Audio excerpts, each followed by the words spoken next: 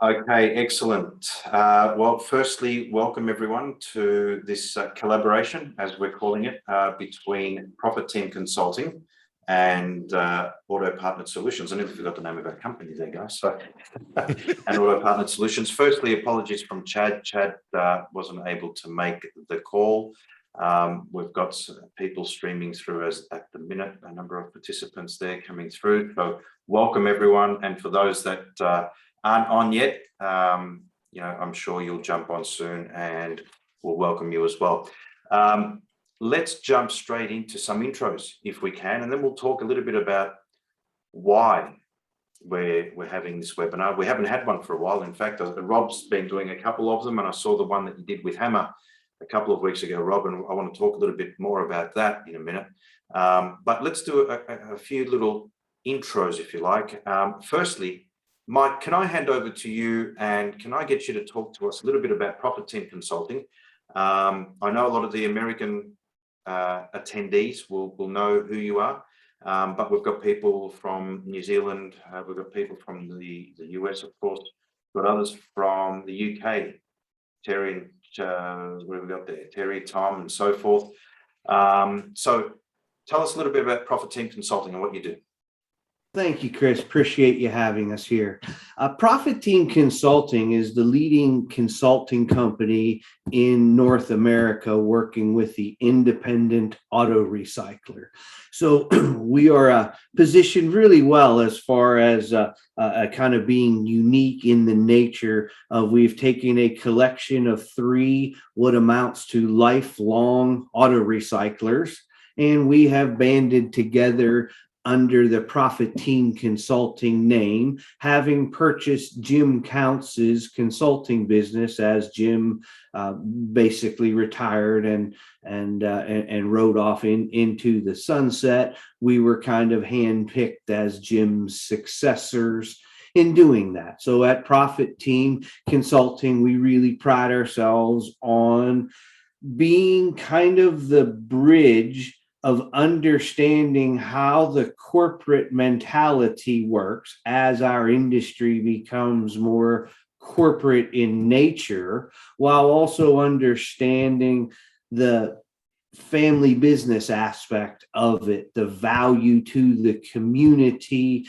that we have, the kind of feel-good things that we have about our industry as it becomes more numbers driven and more complex as it moves forward. So between myself and Lee and Rob, we've got over 90 years worth of practical day-to-day experience running salvage yards that we have now kind of morphed into a full service consulting company, from doing the peer group profit team meetings with numbers analysis, site visits to look at the processes and how things are going, our ability to analyze the buying and whatnot. And then also a lot of sales manager, salesman, individual training type things as we kind of look at how is the independent auto recycler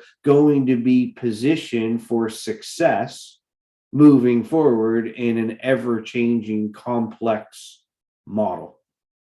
Excellent. Excellent. Really good overview there and summary. Okay, thanks for that. And tell us a little bit about you guys individually. So Lee, tell me a little bit about you and your history, a couple of minutes, because I think it's important to set the scene about who you are individually. Okay, appreciate it. Thank you. As Mike had said earlier, I'm a lifer.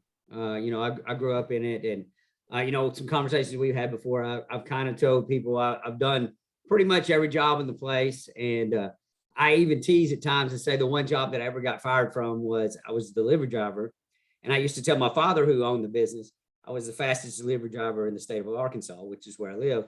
And one day the state police proved that with a ticket with a quarter pan on the back of the truck. So that was the one job I didn't actually excel in too much. But basically, I grew up in the business, but my dad really stressed to me in education.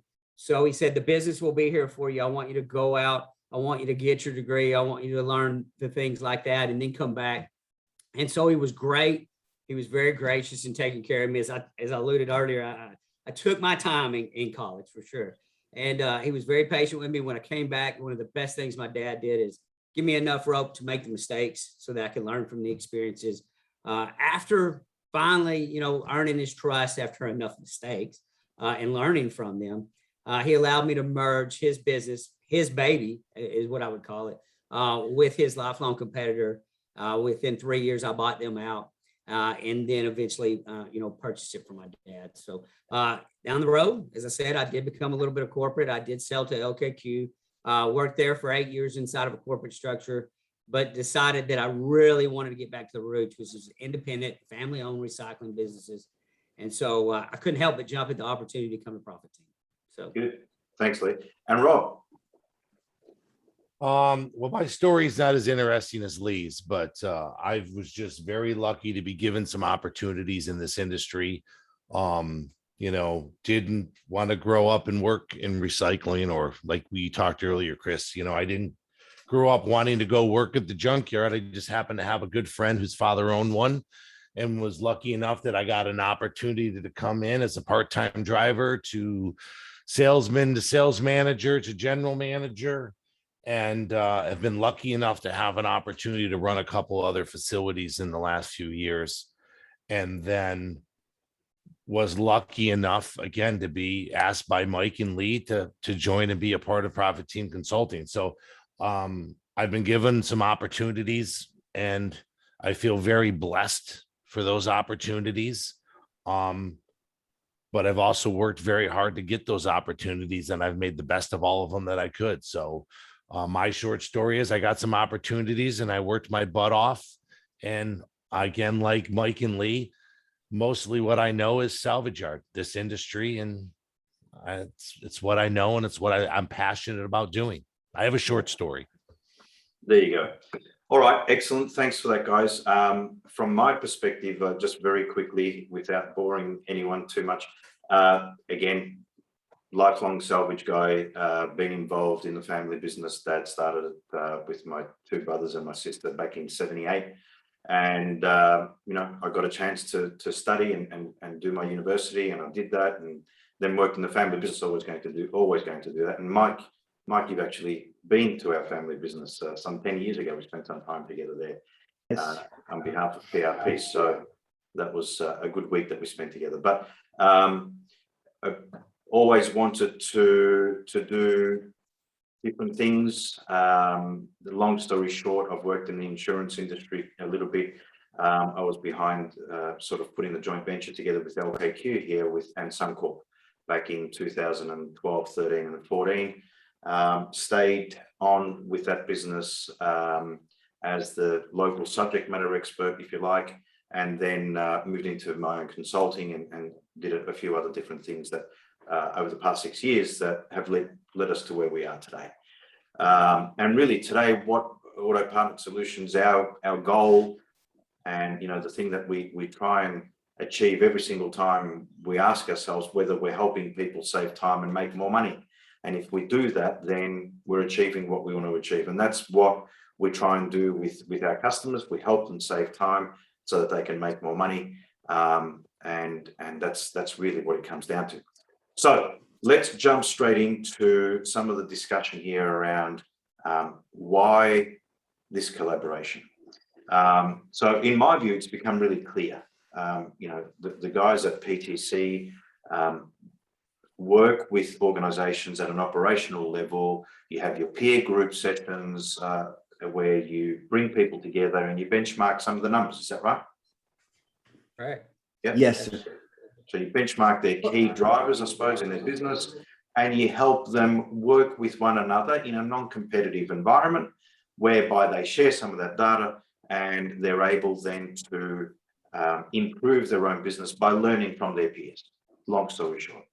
Well, the truth of the matter is, Chris, is when you own a family business, whether it's large or small, I mean, those are all semantical differences based on your opinion.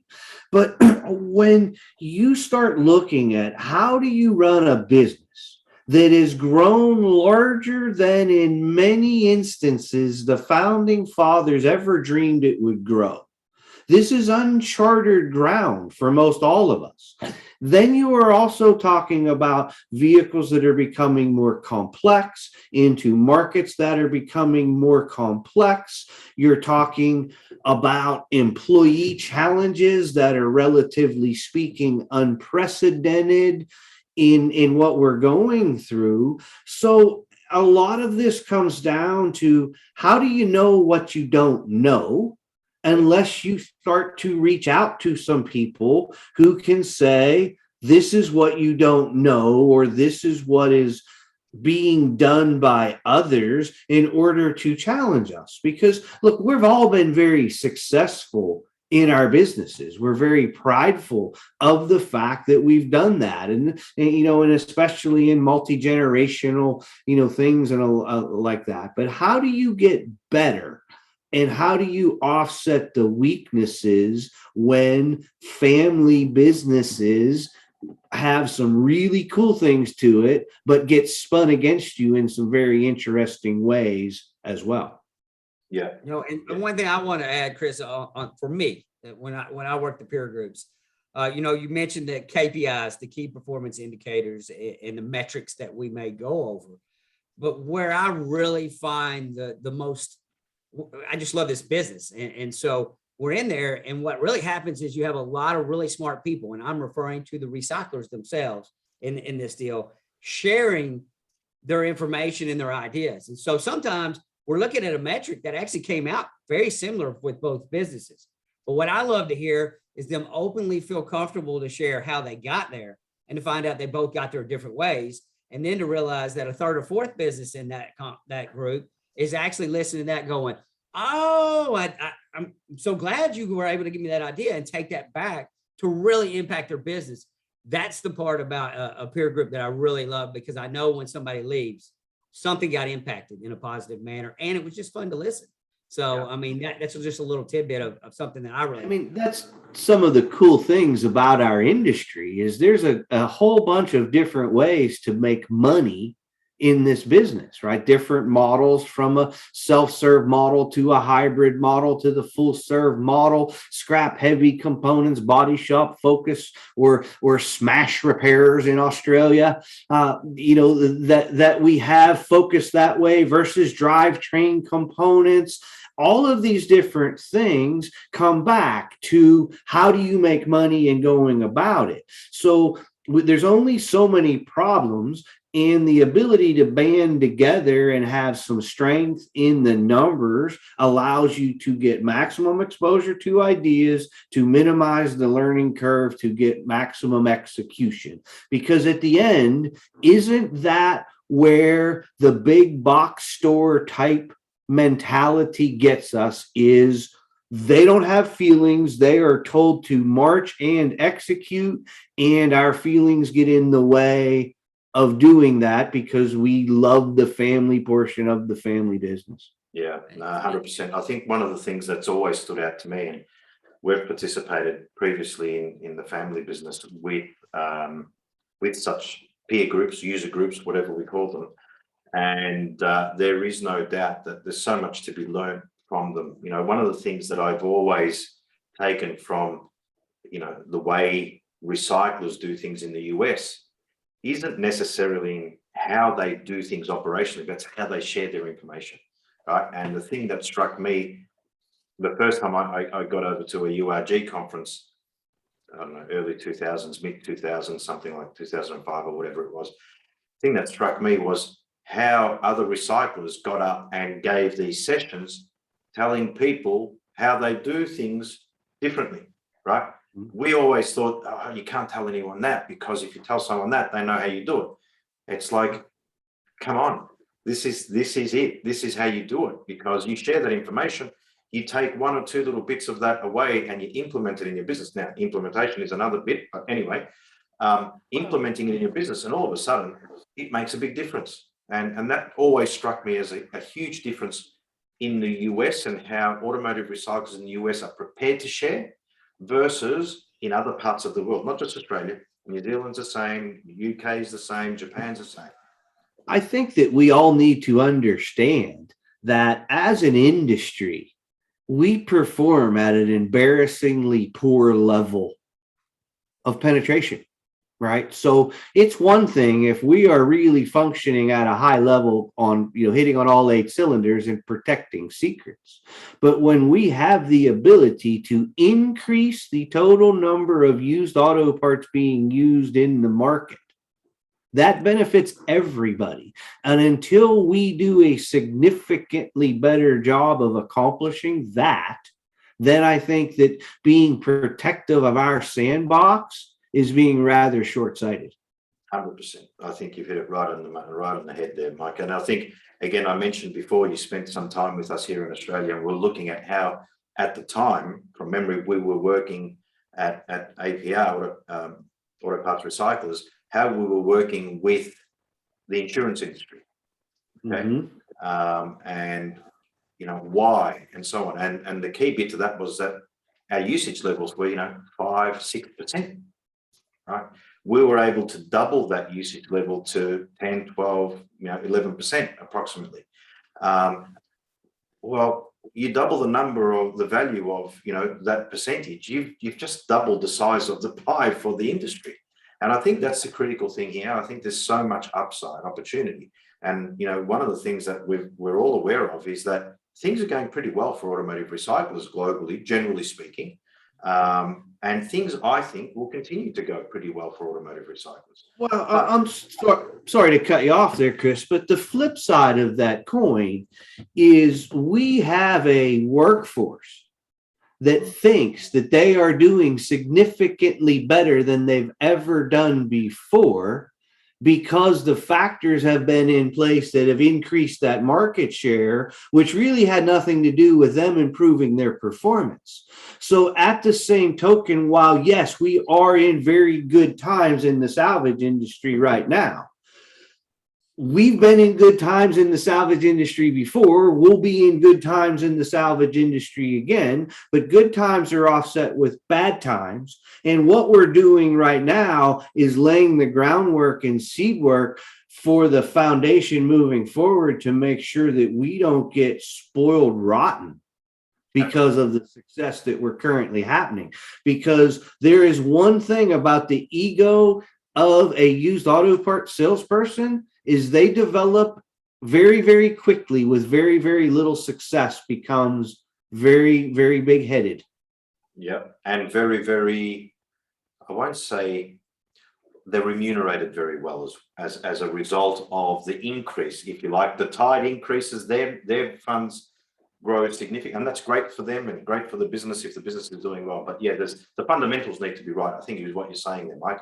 And we need to remain grounded so that we can do that. Now, Rob, I was going to say the success can make you sloppy is what it can do. It can go to your head. So absolutely. Rob, Chris, got to pick on you. Yeah, I'm going to pick on you because you've been unusually quiet. But the segue was perfect there when Mike mentioned salespeople. So tell us a little bit about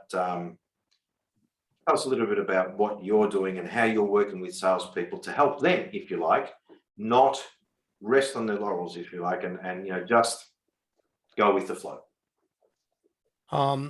We have been able to develop kind of a sales training program where I pretty much took, the peer group for ownership and took it and said, I want to create peer groups for salespeople.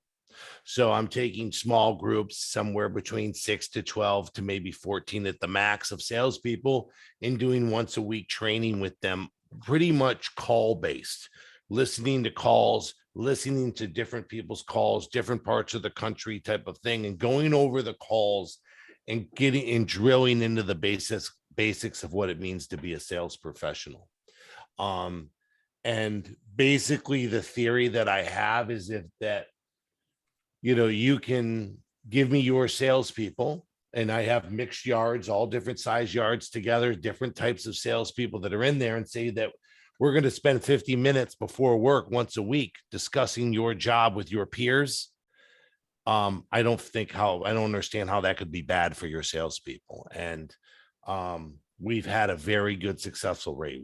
I'm running about 75% of the students in the class have reached their best sales months and continue to break those sales months. There's always going to be kind of the bell curve of 25% of the people, or those attitude people that think they don't need any help and they know what they're doing.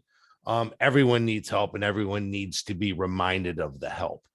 But I wanted to jump back. You said I was being quiet. And go, Mike used the word, I wrote it down, maximum exposure.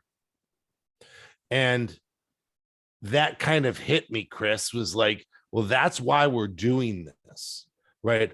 All of us, including Chad, are with recyclers all the time at a lot of different levels. So we're all have a lot of exposure to a lot of different ways of running a recycling yard. Yep. And with all of us together, we can give exposure to all the people that we work with, a lot of different ideas in a lot of different ways, where I know if Mike's stronger in something, I'll send my customer there, or but you need to talk to Mike on that. Now we're getting to the level where we can say, hey, well, there's some things that are over here, with APS that might be able to, really help you get there. And so to me, when Mike said the word exposure, right, that's what hit me. That's why we're doing this. You're getting us exposure to a lot of people in a lot of different parts of the world now. And together we can all help these people. 100%. So that's the word that I really like that Mike used. Well, and really, as I've touched on before with you, Chris, is the way this even come about is your products, for Auto Partner Solutions started coming up in the meetings, discussions in the meetings, and seeing some of what you were able to do with different people. And also, as I realized with your exact bids, I told you I had an owner that I felt like just wasn't having the time they could to actually procure inventory. And I felt like your products would be perfect. Anytime, I looked at that scenario, or even somebody that I worked with that also worked with your products, the synergies just seem so perfect. Like, hey, they're trying to help. I'm trying to help. There's a lot we could do, by having, a better communication between one another. And that's what a lot of this is about. It's just trying to actually maximize what Rob said, maximum exposure to the different ways that we can all help businesses by us, all communicating in a good way to help them. So Absolutely. So I think, we've had a question come through on chat that most people probably saw from Brendan Rafferty at Ted for Parts in Ireland. And I work closely with Brendan and Richard there. Great guys, but they're asking a little bit about these peer groups and whether you can help them with peer group type of a peer group type of environment in the US, in the UK. Sorry. So I think that's the perfect example of exposure. If we didn't have this call, if we didn't introduce the idea of a peer group, Brendan probably wouldn't be asking about it, and potentially may not even have thought of it. Sometimes we know what we need to know. We read some of these business books, for example, or we may listen to a podcast and we say, "Oh yeah, I know that." But the truth of the matter is, Chris, if we had this discussion 18 months ago, the answer is probably no. But the pandemic has forced us to reevaluate what we're doing and how we are looking at things. When we talked about employment challenges, remote salespeople is quite the thing now.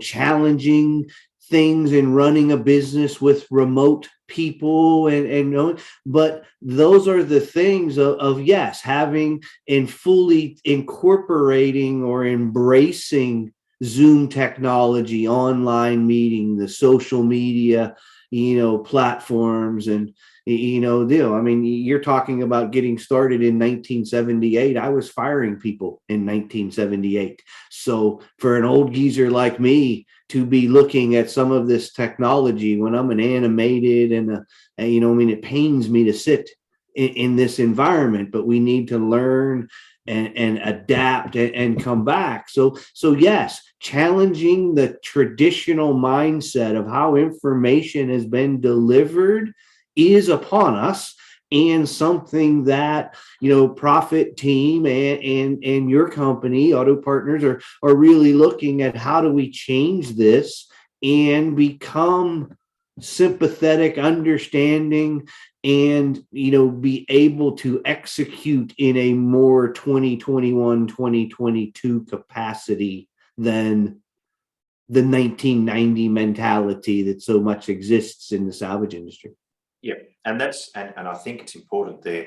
That's not just taking a shot at the salvage industry. That's the way it is. The reality is that, often people say to me, "Oh, Chris, are you going to go to the yard tour at one of the ARA conferences or at a URG conference?" There's usually a tour of different facilities at one of those events. And yes, I'll go. I'd like to be with my peers and be with people from the industry. I enjoy that. Am I going to learn a heap? Probably not. Not because I know it, but because I'm just seeing the same solutions to the same problems often. You know what I mean? So, but what are other industries doing? What are other leading edge industries? If we're honest about it, we're not leading edge, right? And we can be better. But sometimes to be better, we need to expose ourselves to better, whatever better is, right? And whether that's training, whether that's sales training, whether that's peer group sessions where we can improve our numbers, organically by taking an idea there and implementing those, or whether it's by getting a different perspective on our business or on our industry by, I suppose, bringing other people in. One of the things that we did a couple of years ago here in Australia, and what's going on now, it's probably 2017, I think it was, we held the conference here, and Hollander basically put the conference on because the Recyclers Association hadn't been that active. And we did it in conjunction with the Auto Parts Recyclers Association of Australia. But we had a speaker come in from PwC, PricewaterhouseCoopers. And I briefed them on exactly what we want. And after that session, he was the keynote speaker. After that session, I had people come to me and we had people from Japan here, Malaysia, the US, the UK. People were coming up to me saying, that was the best keynote that I've heard, because he blew their minds with different ideas, but without just being out there somewhere out there in the universe. He brought it back to how it can work in this specific industry. Mm-hmm. And I think that's really important. We need to see what's happening both within, but also externally. Well, if you look, Chris, and you take kind of where we're at right now, just kind of some simple facts, right? The OE manufacturers are required by law to support their vehicles for a period of time, right? What country you're in has some variations to it, but one way or another, the OEs are required to service more parts than what they really want to be able to service. So we have those parts, right? How do we work and uncap to figure out what we have and what works? Now, in the United States, we have a really robust core market. Yep. In other areas of the country, not so much, right? But catalytic converter value is something that is worldwide. We all understand what rhodium and platinum and palladium are at this point, no matter how much we cheated to get through chemistry class in high school. We've got those ingredients down pat. But when you start looking at the overall supply of vehicles being shorted, the cost of those said vehicles going up, the margin compression that goes in with that, if we don't become more efficient or find ways to sell deeper into the car, then we end up making less money. And ultimately, that is the entire point of doing what we're doing, is to make money. I agree totally. I'm just looking here. at one of the little articles that I wrote. It's actually 2019. I just got on to have a quick look, but it was exactly that. And that was, how can we, or it was called coexistence, how vehicle manufacturers and automotive recyclers must work together. And there's a whole reasons for that, a heap of reasons for that. One of them is because they have an obligation to support their customers. And I think we have a role to play there for sure. And we often try and butt heads, and I understand there is a challenge there as to, OEs trying to stop the use of green parts. We're competitors to a degree, but at the same time, I think we complement one another, and I think both parties need to embrace that a little bit more. And I know that's probably a bit challenging to some that are skeptics, but that's okay. That's why we're on this call, because it's about challenging what we understand and what we believe, and actually trying to do something about that. So I'm just going to post the link to that little article for whoever wants to have a bit of a read of that later on. But it talks through that, Mike. I think that's important. All right. Look, in my business experience, it seems like money drives solutions. And when we have a shortage of parts, that is going to create the potential opportunity for us to break down barriers that have never been broken down before, but only if we have the ability to execute on a high level, which does mean that we are going to have to do some investing in ourselves as far as bringing up our systems and our processes up to where they need to be. And when you start talking about systems and processes, unfortunately, people fall into that same category, and getting them up to speed so that they can operate and execute on the levels that they need to be done at, is because the whole mentality of engine and transmission next vehicle is something that really does have to change in our industry. Yeah, agreed. Rob, how do you think selling, or the salesperson person's role, is going to change in the next 5 years, I suppose, with the advent of better technology being made available to our industry? We chat, for example, Pinnacle Chat has become something where salespeople are more so order takers than salespeople to a degree, if they've got really good relationships with other facilities, right? Other automotive recyclers. They get a chat about a tag number and they pick that up and they say, yeah, I'll send it out. Well, I haven't really been selling. So how do you think selling is going to change, if at all? I definitely think there's going to be a change. And I've been kind of preaching this for the last 3, 4, 5 years. And when I've done many of seminar at many association meetings and things, I've looked at the salespeople in the room and said, if you're not trying to become a sales professional, the order taking position will be gone soon. There will be the room for some salespeople, but it will be the strong salespeople that will survive. And there will be a much more customer service type agents. There has been, the try for the electronic part match for years, and it's not going away. And I think that it will stay there, but there's still a mom and pop feel to this industry, Chris. I think that's never going to go away.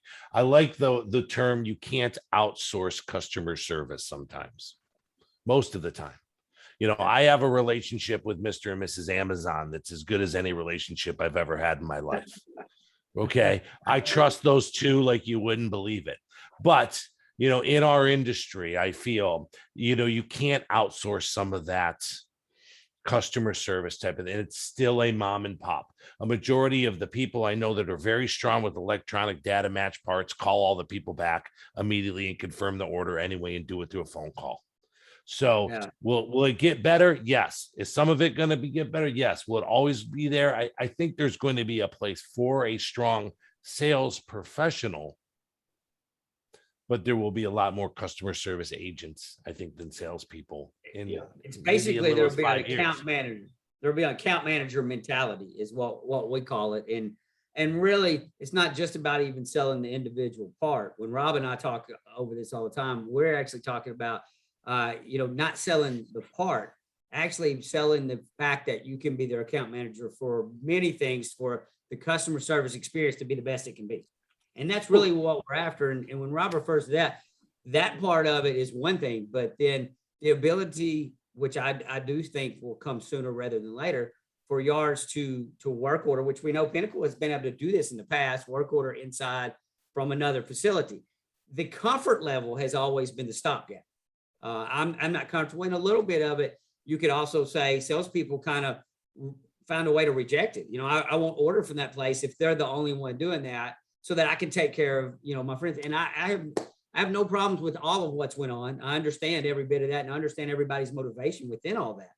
But I think in the end, what Rob's trying to do is say, to protect everybody, become the best salesperson you can be, because your ability to sell to the end customer is exactly what's going to set you apart from the other people that's not practicing that in this industry. Well, Chris, you touched on this in there. Is a person who is paid a lot of money to accept orders and process paperwork is a fallacy that will go away. So a customer service representative will be an entry level, low dollar, type position. We're dealing in an industry that traditionally doesn't have house accounts, right? In other industries, they define those as the business that the company buys, not contingent upon the salesperson in doing that. So that is kind of what we're trying to do, is lead these people through this transition of becoming a salesperson. Understand qualifying the customer. Who are you competing against? What are the motivating factors? Make your value proposition instead of spitting a price and going on about your business. We have very few people who professionally qualify the customer.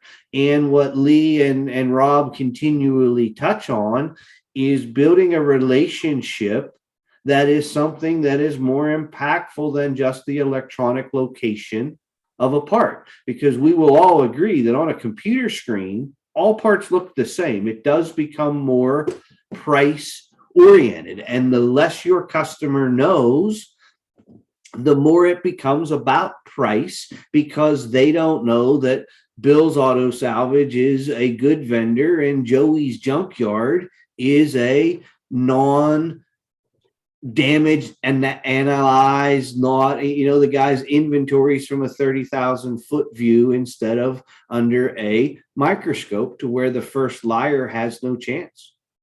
Yeah, that's interesting. There's a lot of stuff happening out there, and we could talk about this for hours. I mean, I think about, how selling a warranty, for example, helps differentiate your product. It creates a quality aspect to your product compared to those that don't go through the process of selling warranty. And I've always said that if you have a warranty selling process, right, where you talk about quality and not just give a price, you will sell your part 9 times out of 10 before they buy someone else's, even if it's slightly more expensive. And even if you don't sell the warranty, you're selling your part because you've actually sold quality as opposed to just selling on price. And that makes a big difference, because, again, 9.5 out of 10 of the automotive recyclers out there don't do that. It's easier to pick up the phone, stop it making noise, and give someone a price, versus going through a process of selling warranty. And I think, Rob, on that note, your session with Hammer the other day, or a couple of weeks ago, I think was right on the point there. There's a relationship there. There's effort. There's structure. There is what would you call it? A scheduled, structured approach to organizing yourself so that you can sell more. That's the goal. But how you do that is by doing A, B, C, and D well over a consistent period of time. And after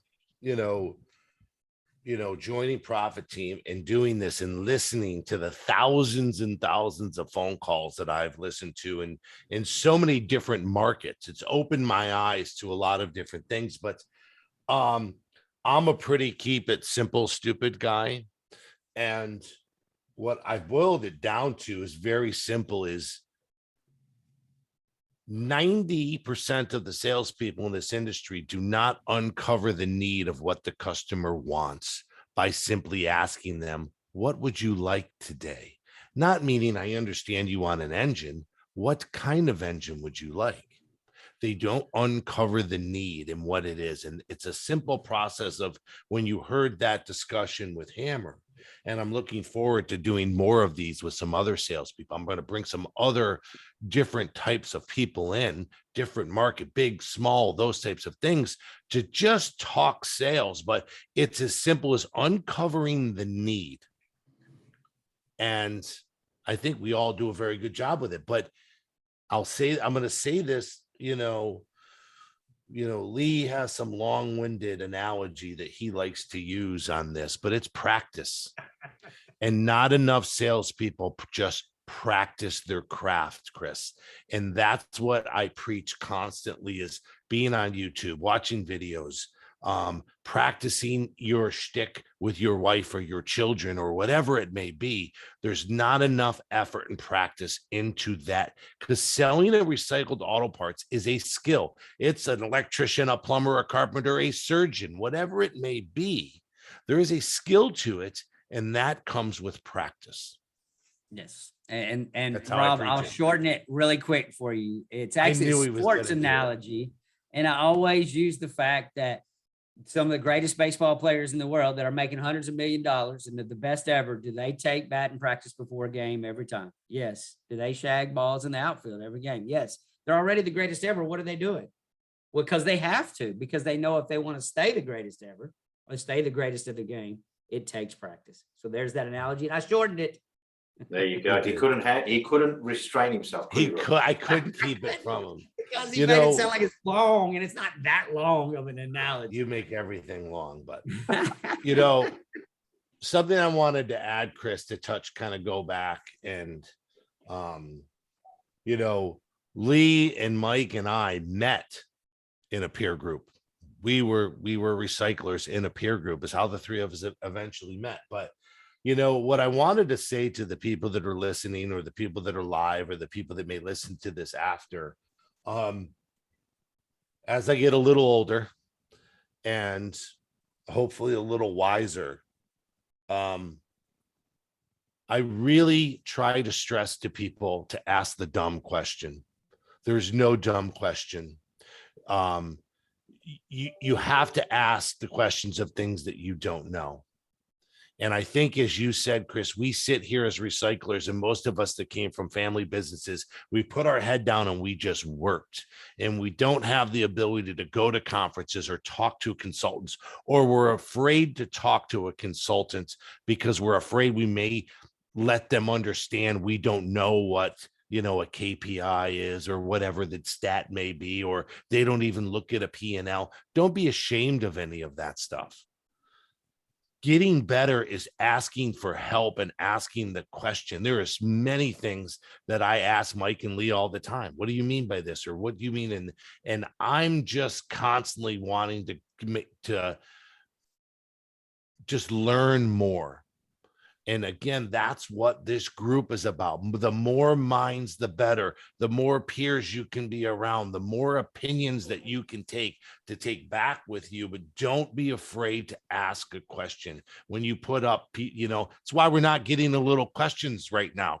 Right, Chris? Because people don't want to, they're afraid if they ask, they'll look dumb when they ask that question.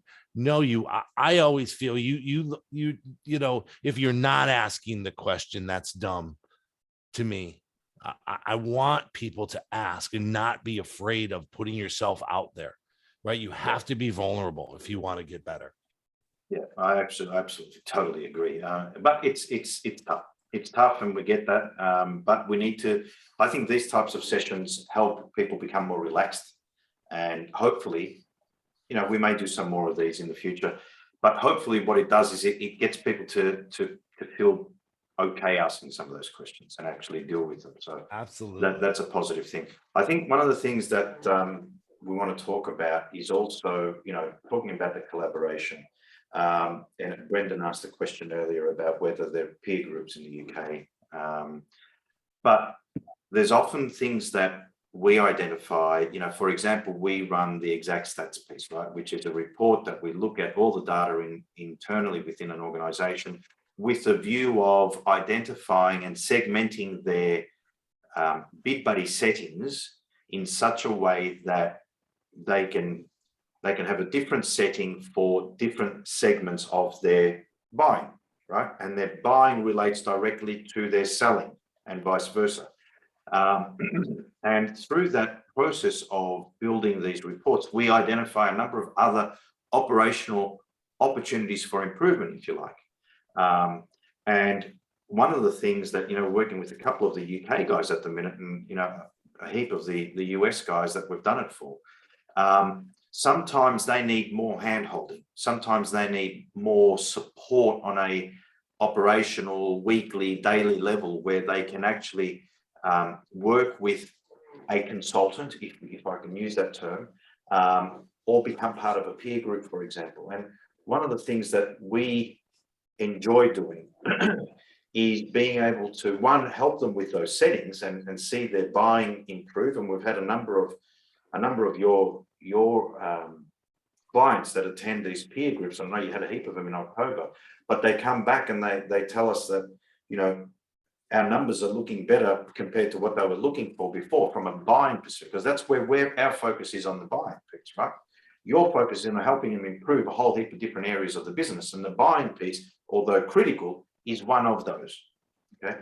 And being able to refer someone to your services where you can actually support them with the operational consulting, the operational hand-holding to put things in place, to be their best, worst friend, so to speak, and make sure they do what they're supposed to do. That's really, really important, and this is where I say, yeah, we can do some stuff at APS. One of those things may be, as I said, the exact stats review with a number of recommendations. Another thing could be a remote salesperson. Another thing could be, the bid buddy, running their bid buddy. But combining what we do with your support ultimately gets better value. The whole Aristotle, saying that the whole is greater than the sum of its parts. Independently, all of these different things that we can do are great. They will help. But you put them together into an ecosystem, if you like, of support, then all of a sudden what we've done is we've created significantly more value, because it's about joining those dots. To use a sporting analogy, it's like saying I've got a 100-meter hurdle race and I've got 9 hurdles, however many hurdles they've got to jump before they hit the finish line. Well, they need to jump those hurdles in order to get to the finish line. The goal is finishing, and if possible, finishing first, or at a minimum, finishing with your, personal PB, personal best, right? But the prerequisite is to jump those 9 hurdles. And if we can find a way to work with the recyclers, whether it's mutual customers that we have, or whether it's your customers, our customers, whatever the case is, and help some of these guys that are listening in today and that will receive this recording, for those that registered, but it's 6 a.m. in the morning here in Australia, so a lot of people registered couldn't be on the call. But for those that are listening, if there are things that we think the PTC team can help you with, that we think Rob or Lee can help you through their training, sales training courses, then we will refer you to them so that you can actually do those key things that we identify, changes that you need to make in your business so that you can improve. Agreed. I think that's critical here.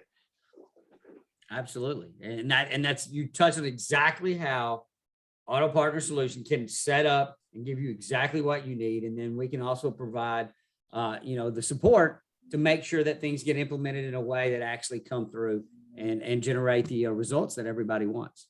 To a T, Chris, that's a great way of explaining how we could work together to do a great job for a lot of people.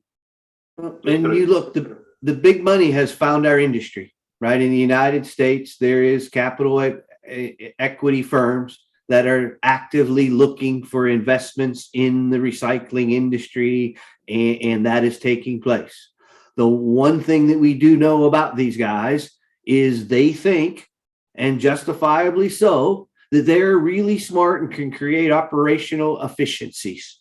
So they also think that they can use their corporate mentality against our family business mentality. So together, we hope that we can kind of bridge that gap and teach the family business how that they are not only going to be able to stand toe to toe with anybody who wants to come into the industry, but that we will be mighty hard to contend with if they want to come take our market share from us. Look, I agree totally. One of the things I mentioned before, the LKQ joint venture here in Australia with Suncorp that I supported back in 12, 13 and 14. I presented on behalf of that joint venture at a conference here in Sydney. It would have been in 2014. I, in fact, flew back from, I think it was a URG conference then, straight to Sydney for that conference. And I spoke about and gave people an update on where the joint venture is at. Right? It was literally 2 weeks after it was announced. And my view was that it's probably the best thing for the industry because it will help everyone increase their standards. It will help bring to the fore the industry, the automotive recycling industry. Why? Because you've got these two, an ASX, Australian Stock Exchange, top 20 company in Suncorp Insurance, getting in bed with the behemoth called LKQ in the automotive recycling industry here in Australia. And that in and of itself gave the industry a different level, if you like, of stature and exposure. And, the reality is a lot of recyclers have done very well because of that joint venture. So I think you're right, Mike. There's a whole heap of things that we as smaller family businesses, a lot of our customers can do to not only compete, but actually do really well out of living next to and alongside these larger organizations. Got a question here that's come through from James Putot. Sorry if I pronounced that wrong, James, but do you recommend salespeople calling as a secret shopper to other yards to learn what they are doing well and not so well on sales calls? Rob or Lee or Mike? I'm personally think that the mirror has a lot more to do with my behavior than the other facilities in the market. Not that I don't necessarily want to go along, but I would challenge that I want to be better than me, and I want to improve myself from that standpoint, as opposed to really worrying so much about what others are doing. Well, and one of the benefits of the sales group that Rob and I do is that we actually basically allow that to happen when you being the secret shopper, because in those sales groups, you're actually listening to calls that are doing this, callers and people doing the calls that are the same job you're doing. And so you actually get to hear not only their calls and the way they handle real customers, so that way it's even more live bullets, so to speak, or whatever.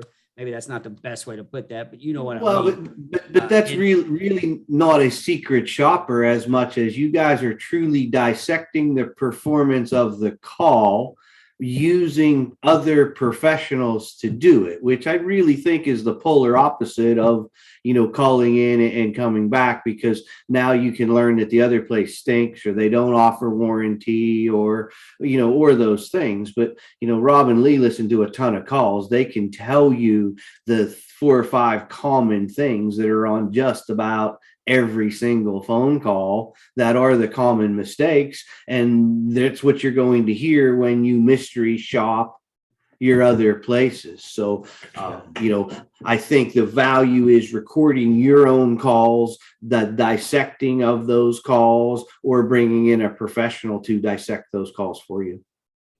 Rob, did you want to I would add, James, that I would say is what you would want to do is educate yourself on all your competitors. meaning knowing what their warranties, what their return policies Like and things that. are without being a secret shopper. What you need to know is be able to, and we've kind of coined this phrase. You need to be prepared to say this when your customer says that. You need to be prepared to say that when your customer says this. And this and that means a lot of different things depending on what customer it is. But the more you're educated about who your competitors are, and you're educated about how the value of what you're selling is so much greater than anyone else, that I'm not talking about downplaying anyone else, but what we do not do in this industry is sell based on value. Yeah. And the way that you sell on value is by asking open-ended qualifying questions. So instead of you telling the customer what you're going to sell them, you allow them to tell you what you need.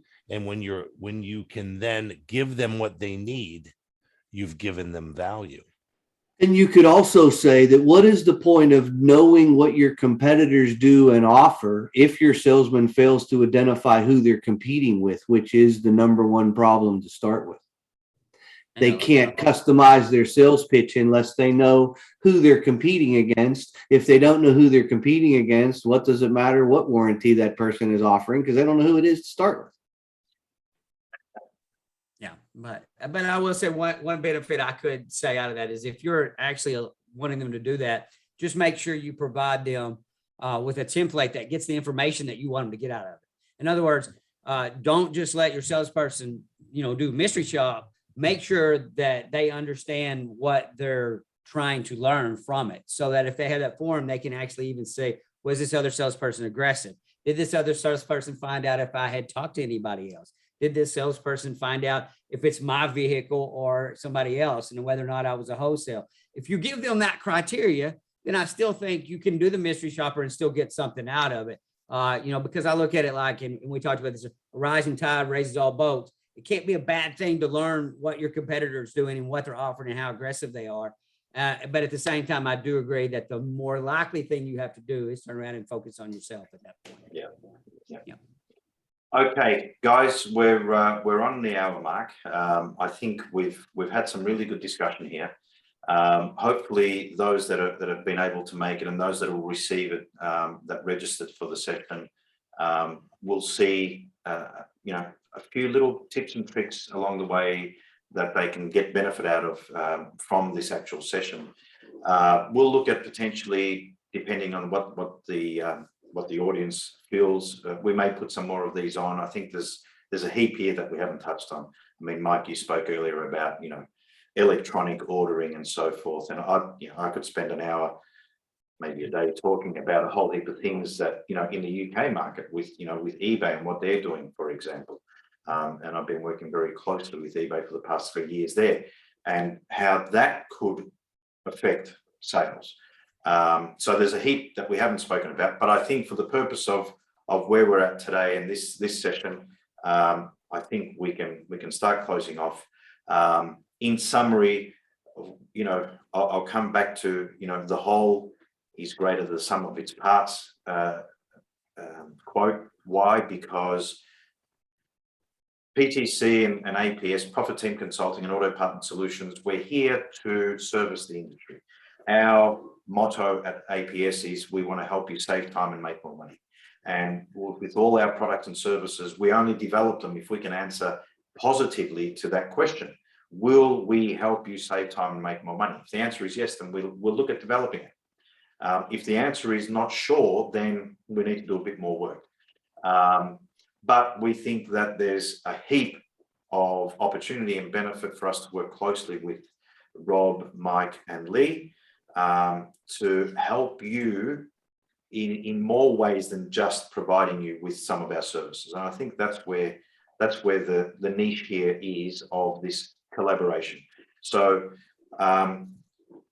thank you, Rob, Mike, and Lee for joining the call. Did you guys want to finish up with a closing comment on behalf of PTC? Thanks. Appreciate you having us on. Thank you. I just really enjoy it. Anytime we get a chance to talk like this, I just enjoy the conversation. So thank you for that part of it. And thank you for putting up with Rob, because I know that's a lot to do, but There you go, Rob. He couldn't I hold know. back again. He told me I not to know. have any jokes at him. I mean, I couldn't have right there. I just want to say thanks, and it was a great opportunity again to get a little more exposure into some different marketplaces. And Chris, you brought up that interview I did with Mike or the Hammer. That's available on our YouTube channel. So anybody that's there that wants to hop on, go to YouTube, Profit Team Consulting. We have a channel. You could subscribe there. There's a ton of free videos that are on there that you're able to watch. And hopefully be a ton more, but I would extremely look forward to maybe doing this again, Chris, or maybe it's, you and Mike once, or me and you, or whatever, a combination of any of us, depending on the topic or the subject. But, to talk recycling, or, this is, I think, the passion that all of us have, and we just enjoy talking about it. Absolutely. We'll do. So thank you, We'll Chris. have more of these. Thank you, guys. Thanks everyone for joining the call and listening in. Hopefully you got some value out of that. And we'll see you next time. Again, thank you. Thanks. Thanks.